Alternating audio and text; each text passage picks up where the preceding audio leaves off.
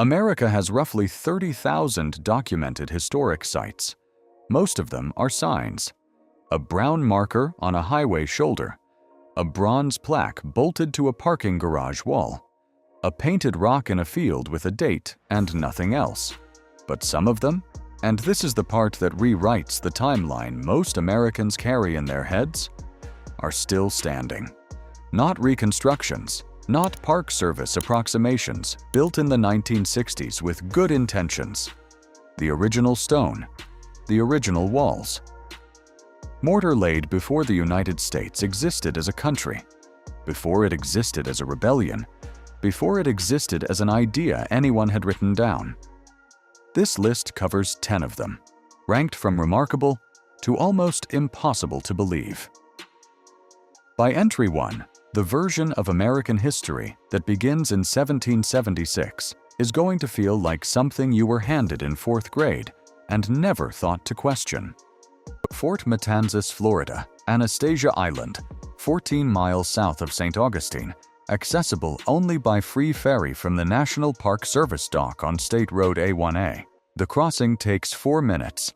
The island has no road, no parking lot, no gift shop, just the tower. Built by the Spanish in 1742 on the site of an earlier wooden watchtower, Fort Matanzas was designed to guard the Matanzas Inlet, the back channel into St. Augustine, that the Castillo de San Marcos could not cover from the north. The logic was simple. If an enemy fleet couldn't take the main fort, they would try the back door. This tower was the lock on that door. The name predates the fort by nearly 200 years. Matanzas means slaughter in Spanish. In 1565, the Spanish commander Pedro Méndez de Aviles executed approximately 350 French Huguenot soldiers on this inlet after their fleet was wrecked by a hurricane. They were not killed in battle. They had already surrendered. Méndez killed them anyway, on the grounds that they were heretics. The inlet was named for what happened there. The fort built on that ground inherited the name without comment. The tower stands 30 feet tall. The walls are coquina, the same shellstone used in the Castillo. 2 levels, a gun deck on top, designed for a garrison of a dozen men at most. From the gun deck, the inlet is visible in both directions. The strategic logic is still legible. You stand where a Spanish soldier stood in 1742, and the view that made this position worth defending is the same view. The ferry runs on a schedule. It does not run in bad weather. It does not run after 4:30 in the afternoon. The most defensively positioned watchtower on the Florida coast is also the most inconvenient stop on any tourist itinerary. The trade-off is this: the thing that made Fort Matanzas strategically essential is the same thing that makes it easy to skip. No road reaches it. No bridge connects it. You have to want to get there. Most people drive past the ferry dock without stopping. The tower stands on its island regardless, the same as it has since the year George Washington was 10 years old. 9. Castillo de San Marcos, St. Augustine, Florida. 1 South Castillo Drive, St. Augustine. The oldest masonry fortification in the continental United States. Construction began in 1672 and was completed in 1695. It has never been taken by military force. It is still standing in its original form. Before the Castillo, the Spanish built 9 wooden forts on this site. The English burned all 9. After the 9th, the Spanish stopped building in wood. The decision to build in coquina, a sedimentary rock made of compressed shell fragments quarried from Anastasia Island across the bay, was not aesthetic. It was exhaustion. They needed something the English could not burn.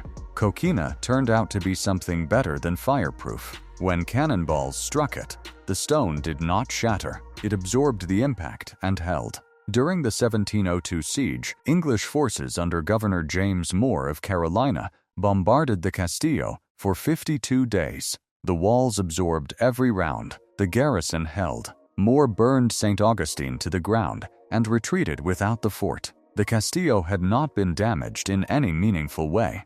The geometry is a perfect diamond. 4 bastions at each corner, each one positioned so that defenders on one bastion could provide covering fire for soldiers on the adjacent one.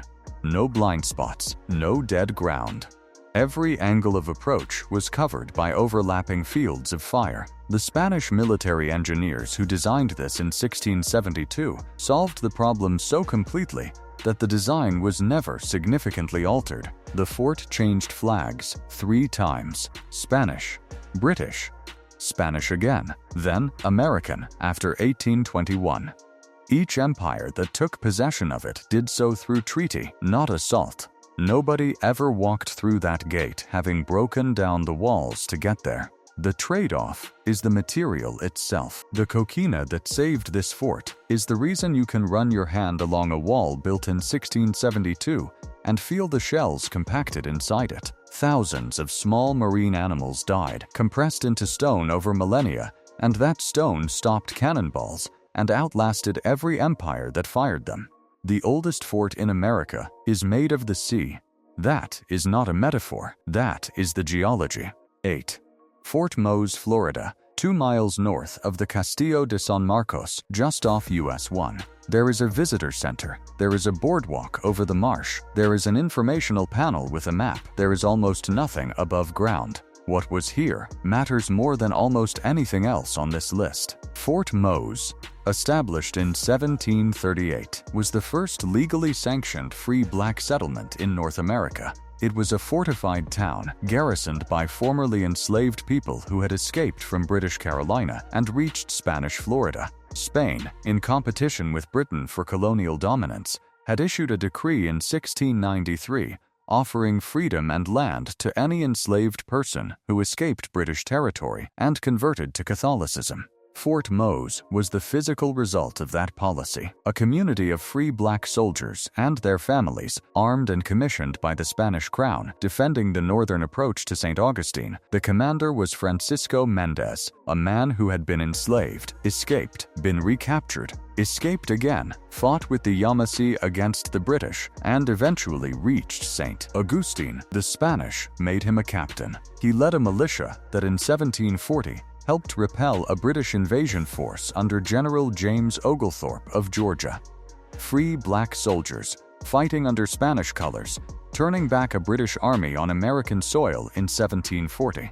That sentence does not appear in most American history curricula. The fort was destroyed in that same campaign, rebuilt, then permanently abandoned in 1763 when Spain ceded Florida to Britain. The community relocated to Cuba. The site was reclaimed by the marsh. It was not archaeologically excavated until the 1980s. The trade-off is visibility, or the absence of it. The most radical social experiment in colonial American history, a legally free, armed, self-governing black community on American soil in 1738, left almost no physical trace above the waterline. The marsh took it back. The history books ignored it for 200 years.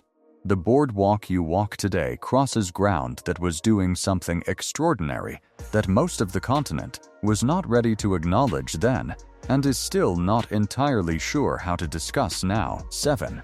Fort Christina, Delaware, east side of Wilmington, at the foot of 7th Street, beside the Christina River, a national monument since 1938. A small park, a reconstructed log cabin, a granite boulder brought from Sweden as a memorial. The original fort is gone. The ground it stood on is still there. The Swedish colonial ship Kalmar Nyckel landed here in March 1638. The expedition, financed by the New Sweden Company, planted the first permanent European settlement in the Delaware Valley on a small rocky point, the Lenape, called the Rocks.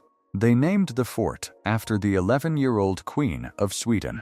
They traded with the Lenape for land along both sides of the river. They built in log, the first log construction technique introduced to North America. A method so practical, it became the defining architecture of the American frontier for the next 2 centuries. New Sweden lasted 17 years. The Dutch, whose own colonial claims in the region predated the Swedish arrival, seized Fort Christina in 1655 under Peter Stuyvesant. The Swedish colonists stayed. The language faded. The fort changed hands again to the English in 1664. Within a generation, New Sweden had been absorbed so completely that most Americans today cannot name it. What remained was the technique. The log cabin that defines the American pioneer aesthetic was a Swedish colonial import, introduced on this ground in 1638 by a small expedition that most history textbooks do not mention. The trade-off is proportion. You stand at a park beside a highway in Wilmington, beside a reconstruction and a boulder, on the site where a colonial empire introduced the architectural form that defined American westward expansion for 200 years, and almost nobody knows it. New Sweden lasted less than 2 decades. Its primary contribution to American life is so embedded in the national imagination that it became invisible. The log cabin is everywhere. The people who built the first one are nowhere. Fort Amsterdam, New York, southern tip of Manhattan. The original fort no longer stands. No wall, no gate, no foundation visible above the pavement. And yet you walk through it constantly if you live in New York, because the city that grew from this fort grew around it so completely that its ghost is still the shape of Lower Manhattan. The Dutch West India Company established Fort Amsterdam in 1626, the same year Peter Minuit reportedly purchased Manhattan from the Lenape for 60 guilders worth of trade goods. The fort sat at the southern tip of the island, a square earthwork later rebuilt in stone, guarding the harbor entrance. The settlement of New Amsterdam grew north from its walls. The streets that formed around the fort's perimeter became the streets of Lower Manhattan. The original property lines, established to accommodate the fort's geometry, are still the property lines today. The fort was surrendered to the English in 1664 without a shot fired. The Dutch got it back briefly in 1673, renamed it Fort Nassau, then surrendered it again in 1674 under the Treaty of Westminster. It was demolished by the British in 1790. The ground was built over. The street grid remained. Bowling Green, the small oval park at the foot of Broadway, is the former parade ground of Fort Amsterdam. The stone wall that surrounds it dates to 1771 and is the oldest surviving public structure in New York City. The Charging Bull statue stands roughly where the fort's main gate once was. 11 Wall Street follows the line of the original wall the Dutch built to keep the English out. It did not work. The wall is gone. The street named for it remains. The trade-off is invisibility of a different kind. Fort Amsterdam did not survive as stone or timber. It survived as geometry. Every block, every lot line, every narrow, crooked street in Lower Manhattan that refuses to conform to the grid is a consequence of a Dutch fort built in 1626. You cannot walk through its walls because you are already inside them. The city is the fort. The fort became the city. There is no separation left. 5. Fort Raleigh, North Carolina. Northern end of Roanoke Island, off the Outer Banks. Accessible via US 64. A National Historic Site. A reconstructed earthwork fort. A small museum. A theater that runs a summer outdoor drama about what happened here. What happened here is that everyone disappeared. The fort was built in 1585 by the first English expedition to attempt a permanent settlement in North America. Sir Walter Raleigh's colonial venture, funded by the Crown and commanded initially by Ralph Lane, established a military earthwork on the north end of Roanoke Island as a base of operations. The earthwork is a simple square ravelin, small enough to walk across in 30 seconds. It was designed not as a long-term fortification, but as a defendable camp, while the colonists assessed the territory. Lane's colony abandoned the site in 1586 after conflict with the Roanoke people and supply failures. A second colony arrived in 1587 under John White. White returned to England for supplies. War with Spain delayed his return by 3 years. When he came back in 1590, the settlement was empty. The word Croatoan was carved into a post. No bodies. No signs of violence. No explanation that has ever been definitively verified. The earthwork they built is still there. It has been reconstructed and stabilized, but it follows the original footprint. You can walk its perimeter in under 2 minutes.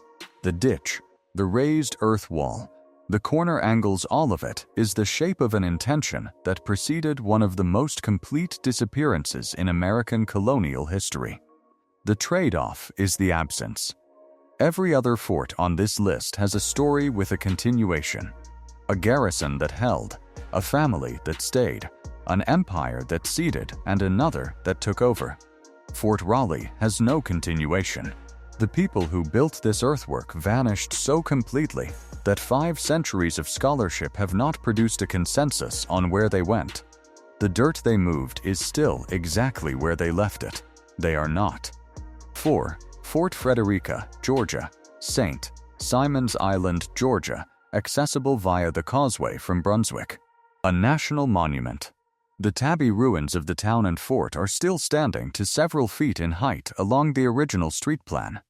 You can walk the layout of an entire colonial town that has been a ruin for 270 years.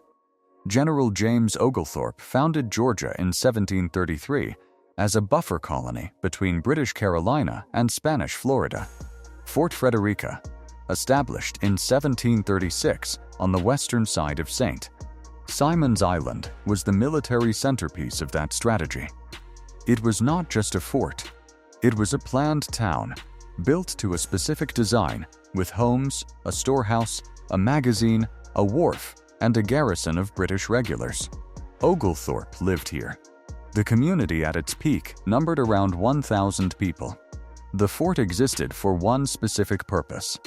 Castillo de San Marcos in St. Augustine, entry 9 on this list, was the southern anchor of Spanish power in the region. Fort Frederica was built to stop that power from moving north. In 1742, the two forces met at the Battle of Bloody Marsh, less than 2 miles from the fort. Oglethorpe's forces ambushed a Spanish column in the marsh grass and routed them. The Spanish never advanced into Georgia again. Fort Frederica had done exactly what it was built to do. The garrison was disbanded in 1749. Without military funding, the town could not sustain itself. A fire in 1758 destroyed most of the remaining structures. The survivors left. The tabby walls, made from the same oyster shell, sand and lime mixture the Spanish used further south, were too solid to collapse entirely. They have been standing in various states of ruin ever since. The trade-off is legibility. Fort Frederica is one of the few sites on this list where you can read the original town plan directly from the ruins. The streets are visible. The lot lines are clear. The fort walls, the magazine, the barracks, all of it is still oriented exactly as Oglethorpe laid it out in 1736. A town that lasted 13 years left an outline so clear that you can walk it today and understand precisely what it was trying to be. It just stopped being it very quickly. 3. La Fortaleza, San Juan, Puerto Rico. On the southwestern corner of Old San Juan, overlooking San Juan Bay, still in active use. It is the official residence of the governor of Puerto Rico. It has been the seat of executive power on this island continuously since 1544. It is the oldest executive mansion in continuous governmental use in the Western Hemisphere. Construction began in 1533. The Spanish crown needed a fortified residence for its colonial governor and a secure storage point for gold shipments passing through San Juan on their way to Spain. The original structure was a simple rectangular tower. It was expanded repeatedly over the following 2 centuries, absorbing Gothic, Renaissance, and Baroque architectural elements as each generation added to it. The current structure reflects nearly 500 years of continuous modification by continuous occupants. It was not a particularly effective fort. When the English privateer Sir Francis Drake attacked San Juan in 1595, La Fortaleza's guns failed to stop his fleet from entering the harbor. When the Earl of Cumberland seized San Juan in 1598, La Fortaleza fell with the city. The Dutch burned portions of it in 1625. As a military structure, it was repeatedly inadequate. As a governing residence, it never stopped functioning. The Spanish held it until 1898. The Americans took it after the Spanish-American War without dismantling anything. The governor moved in. The governor is still there. Every transfer of power on this island, Spanish to American, territorial to Commonwealth has passed through the same building that a Spanish colonial governor first occupied in 1544. The trade-off is continuity without resolution. La Fortaleza has been the seat of power here for nearly 500 years. Through colonial rule, military occupation, and a political status that remains genuinely unresolved. The building absorbed every change of flag the same way the coquina absorbed cannonballs, without shattering, without transforming, just continuing.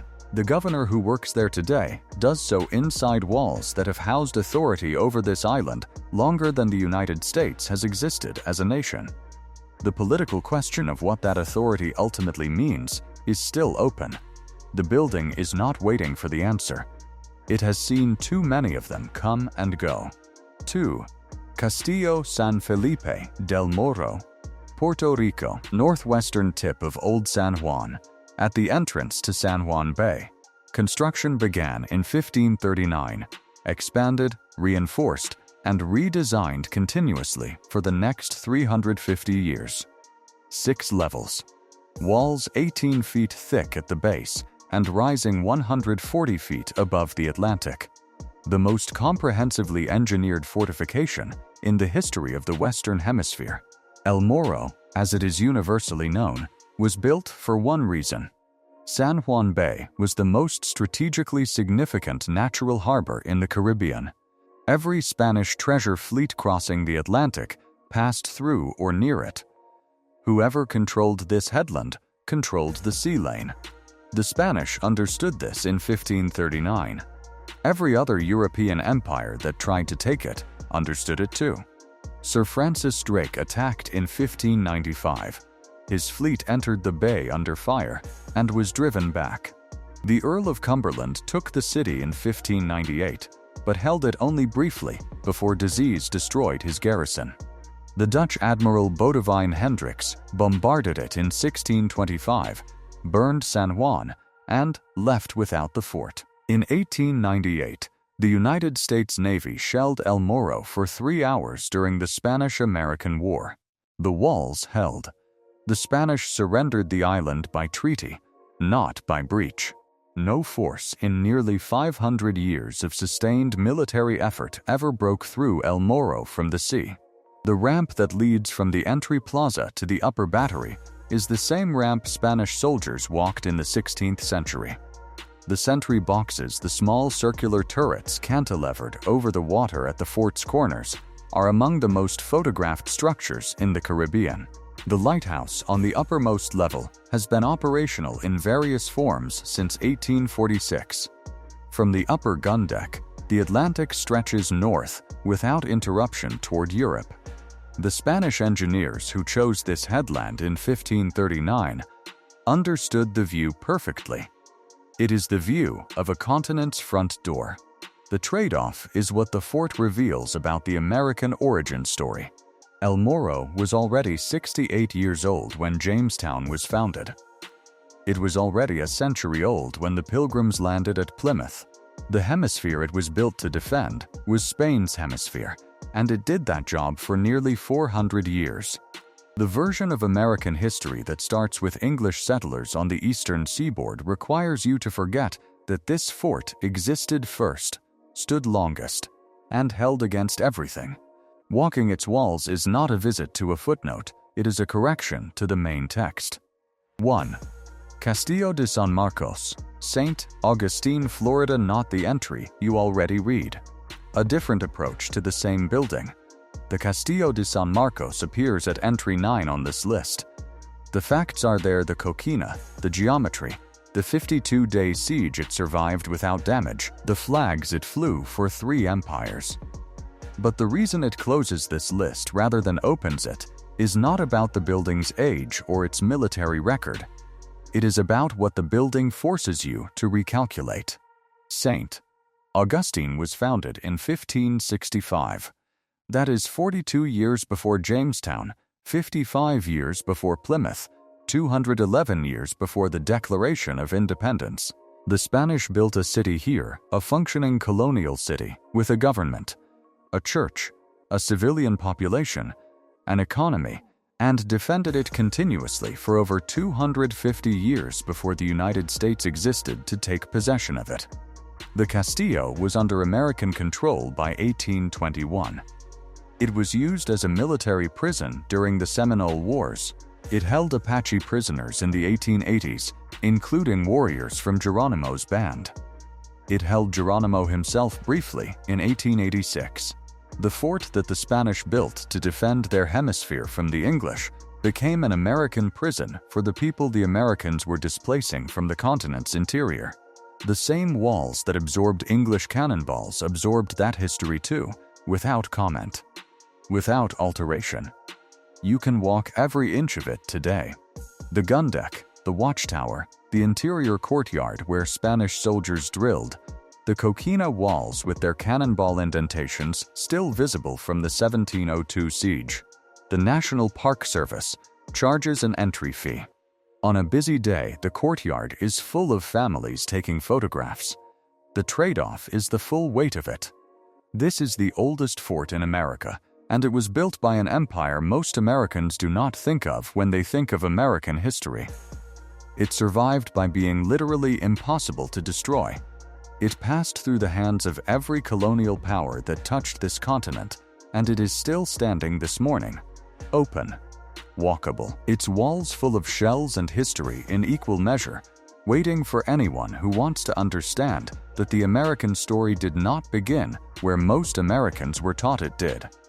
It began here, in 1565, on the Florida coast, and the walls are still standing. America has roughly 30,000 documented historic sites. Most of them are signs. The 10 fortifications on this list are something else: stone and shell and tabby and earthwork that survived not because anyone had a preservation plan, but because the materials refused to cooperate with time. If you stood inside one of these forts and felt the weight of it, the particular silence of a place that has been through more history than you can hold at once, tell me in the comments. I want to know which one changed how you read the story. If this gave you a version of American history you didn't have before, consider subscribing. We cover the history that the highway markers skip, not because it's obscure, but because it takes longer than a bronze plaque to say it properly.